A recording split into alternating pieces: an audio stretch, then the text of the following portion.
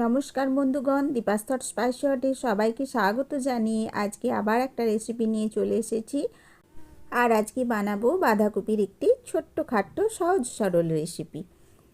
তো সেই জন্য আজকে নরম নরম বাঁধাকপি ছিল। শীতের বাঁধাকপি খুবই সুন্দর, এরকম বড় বড় একটু চওড়া করে কেটেছি, খুব সরু সরু করে কাটছি না।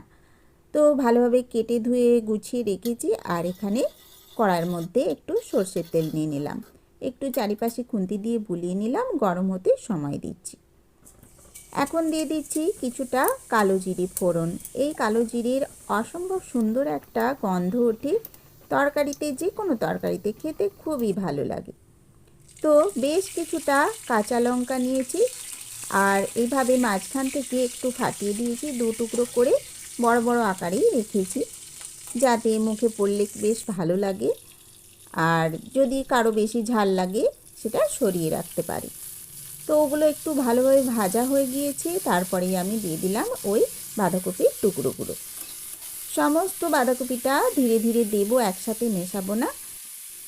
অল্প একটু দিয়ে প্রথমে একটু খুন্তি দিয়ে মিশিয়ে নিলাম, তারপরে আবার একটু দিচ্ছি, এইভাবেই 3-4 বারে আমি পুরোটাই দিয়ে দেব।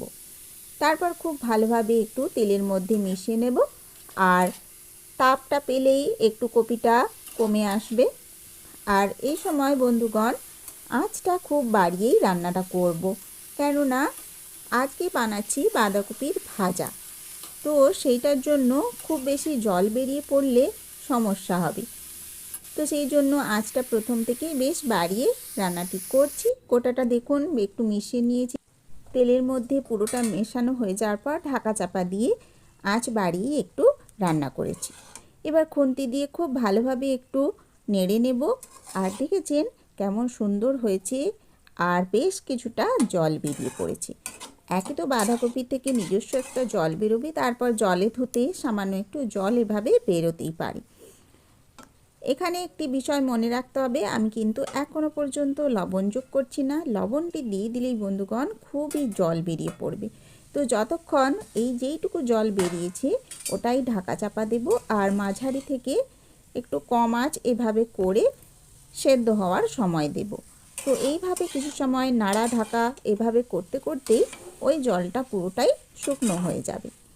আর পুরোটা সেদ্ধ হবে না, প্রায় অর্ধেক মতো সেদ্ধ হয়ে যাবে।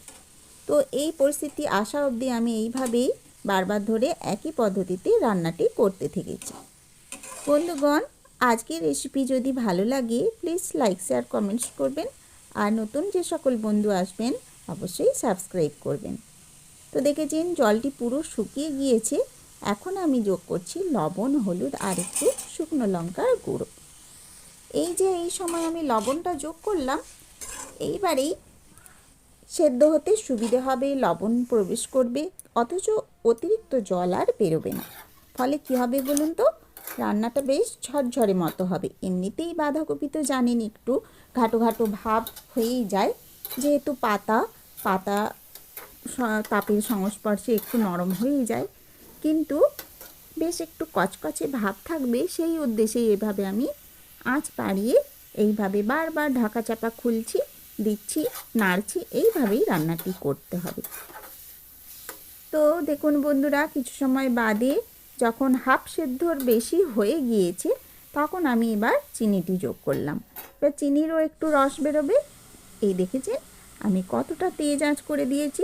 এইভাবেই কিন্তু খেয়ালও রাখতে হবে যাতে পুড়ে না যায়। তো বারবার এইভাবেই ঢাকা চাপা দিয়ে আর নাড়িয়ে চাড়িয়ে এই রেসিপিটি বানাচ্ছি। সহজ সরল, কিন্তু এই ছোট ছোট একটু টিপসগুলো মনে রাখতে হবে, মাথায় রাখতে হবে, আর সেই মতো কাজটি করতে হবে। আর এইভাবেই বন্ধুগণ বাঁধাকপি ভাজাটি খুবই সুন্দর তৈরি হবে। তো এখন প্রায় রান্নার সমাপ্তির পথে, পুরো সেদ্ধ হয়েই এসেছে দেখুন, একেবারে ঝরঝরে, কালারটাও সুন্দর। আর যেই সামান্য মশলা দেওয়া হয়েছে তাতেই সমস্ত কপিটার স্বাদ অপূর্ব সুন্দর হয়। আপনারা বাড়িতে একবার বানিয়ে খেয়ে দেখবেন, একদমই নিরাশ হবেন না। তো এইভাবেই আমি আজকে রেসিপিটি তো সম্পূর্ণ করেছি। এবার একটু খুন্তি দিয়ে নেড়ে চেপে দেখে নেব পুরো সেদ্ধ হয়েছে কিনা। হ্যাঁ দেখুন, এই দেখুন আমি একেবারে দেখিয়ে দিলাম, একটু মোটা সাইজের যে কপির অংশ রয়েছে আঙুলে চিপে বেশ ভালোভাবেই সেদ্ধ হয়েছে। সবশেষে এইভাবে একটু ছড়িয়ে রেখেছি আর আঁচটা সামান্য একটু কমিয়ে দিয়েছি। আর এখন সব শেষে যোগ করে নিচ্ছি একটু টমেটো সস। টমেটো সসটাতে অসম্ভব সুন্দর একটা টেস্ট থাকে, আর যেহেতু একটু ঝালঝাল মিষ্টি মিষ্টি টকটক ভাব রয়েছে, কপির স্বাদটা অনেকটাই বাড়িয়ে দেবে। তারপর আমি খুন্তি দিয়ে যথারীতি আবার ভালোভাবে একটু নাড়িয়ে চাড়িয়ে মিশিয়ে নিচ্ছি। আর বন্ধুগণ, এই সময় আঁচটা অনেকটাই কমিয়ে রেখেছি, কেননা যা জল শুকনো শুকিয়ে গেছে, এরপর আঁচ বাড়িয়ে দিলে জিনিসটা নষ্ট হয়ে যাবে, মানে তলায় ধরে যাবে। এভাবে ছড়িয়ে ছড়িয়ে একটু বেশি মতো যাতে ঝরঝরে হয়ে যায়, সেই জন্য একটু ছড়িয়ে নেড়ে এভাবে একটু নাড়িয়ে চাড়িয়ে রান্নাটি করে নিচ্ছি। দেখেছেন বন্ধুরা। এবার কি করব, সবার শেষে আরও একটু উপকরণ যোগ করব, যেটি দিলে অপূর্ব সুন্দর স্বাদ গন্ধ একেবারে কপিটিকে অন্যরকম করে দেবে। খেতে খুবই ভালো লাগবে, কেননা বেশি কিছু মশলা তো দেওয়াই হয়নি। তো সবার শেষে আমি একটু গাওয়া ঘি দিলাম। নিরামিষ রান্নাতে গাওয়া ঘি তো খুবই ভালো লাগে, আর শীতের সময় যে কোনো তরকারি যেগুলো বেশি নিরামিষ হয় তাতে একটু মিষ্টি আর গাওয়া ঘি না দিলে যেন স্বাদ মনে হয় না। তো যাই হোক, আমি গাওয়া ঘি দিয়ে সমস্ত নাড়িয়ে চাড়িয়ে একটু রেখে দিয়েছি, আঁচটাও নিভিয়ে দিয়েছি, আর ঢাকা চাপা দিয়ে বেশ কিছুটা সময় রেখে দিয়েছিলাম। কড়াইয়ের তাপে আরও যেইটুকু জল ছিল সমস্তটাই শুষে নিয়েছি, মানে একেবারে ঝরঝরে সুন্দর একটি রেসিপি হয়েছে। খুবই সহজ সরল, সাদামাটা, তেল ঝাল মশলার খুবই পরিমাণ কম। তো এইভাবে এক আধ দিন হালকা পলকা খেতে খুবই ভালো লাগে। আর এইভাবে গরম গরম ভাতের সাথে আর এইরকম একটা গরম গরম সহজ সরল সাদামাটা রেসিপি, বিশেষ করে শীতের বাঁধাকপি, খুবই ভালো লাগে। তো আজকে তো আমি এইভাবে বানালাম, আশা করি আপনাদের সকলের ভালো লেগেছে। এবার আমি সমস্ত ছবিগুলোও দেখিয়ে নিচ্ছি, আর ভাতের সাথে কিভাবে পরিবেশন করব সেটাও দেখিয়ে নেব। তো আজকের রেসিপি আশা করি আপনাদের ভালো লেগেছে। আমাকে এইভাবে সাপোর্ট করতে থাকুন আর সামনে এগিয়ে নিয়ে যেতে সাহায্য করুন। তো বন্ধুগণ, এখন আমি গরম গরম ধোঁয়া ওঠা মোটা চালের ভাতের সাথে এই বাঁধাকপির তরকারিটা নিয়েছি, আর একটু কাঁচা পেঁয়াজ লঙ্কা লবণের সাথে বড়ি মাখা বানিয়েছিলাম সেটা নিয়েছি, আর দিয়ে দিয়েছি পাঁপড় ভাজা। বাড়িতে সর্ষের তেলেই পাঁপড়গুলো ভেজেছি। এই দিয়ে আজকের গরম গরম ভাত শীতের দিনে আমেজ করে দুপুরবেলা লাঞ্চটা সারা হয়ে যাবে। আর বন্ধুগণ, এই যে বাঁধাকপির তরকারি, এটা শুকনো ভাতে খেতেই ভালো লাগে, ওই জন্য আজকে আর ডালের কোনো ঝামেলা করা হলো না। এই বাঁধাকপি মেখে আর এই বড়ি মাখাটা মেখেই শুকনো শুকনো গরম ভাত খাওয়া হয়ে যাবে।